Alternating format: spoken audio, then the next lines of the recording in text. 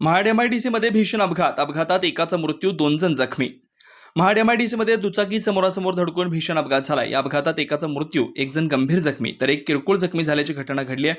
काल रात्री 11:15च्या सुमारास नांगलवाडी गावच्या हद्दीत हुतात्मा अर्जुन कानुबाई स्मारकासमोर एमआयडीसीच्या मुख्य रस्त्यावर गाडी ओव्हरटेक करण्याच्या नादात 2 दुचाकींचा भीषण अपघात झालाय. या अपघातात वसीम हैदर अन्सारी वय वर्ष 26 राहणार केशव महाडिक यांची चाल नागलवाडी मुळगाव पकडी तालुका सिकंदरपूर जिल्हा बलिया उत्तर प्रदेश याचा मृत्यू झालाय.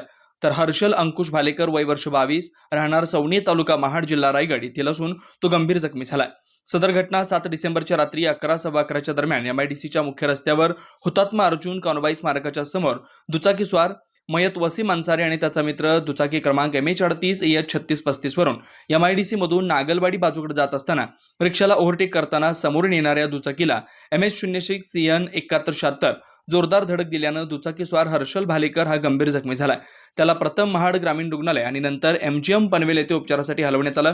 त्याची प्रकृती आता स्थिर आहे अशी माहिती मिळते. तर वसीम अन्सारी याच्या पाठीमागे बसणारा सैलानी खेरवाडी हा किरकोळ जखमी झालाय.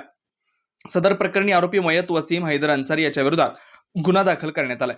सहाय्यक पोलीस निरीक्षक जीवन माने यांच्या मार्गदर्शनाखाली पोलीस हवालदार अंबर्गे यांच्या मार्फत पुढील तपास सुरू आहे. मात्र सदर ठिकाणी महाड एमआयडीसीच्या दोन्ही बाजूने रस्ता रुंदीकरणाचे काम सुरू आहे.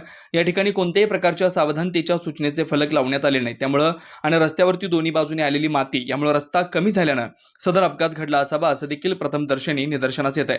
त्यामुळे एमआयडीसी प्रशासनानं रस्त्याचं रुंदीकरण करत असताना जागोजागी सावधानतेचे फलक लावणे गरजेचं होतं, मात्र कुठे दिसत नाही. त्याचप्रमाणे गेली कित्येक महिने मुख्य रस्त्याला स्ट्रीट लाईट नसल्यानं अपघाताचं प्रमाण वाढत असल्याचं पाहायला मिळतंय. ब्युरो रिपोर्ट, तेज मराठी न्यूज, महाड, रायगड.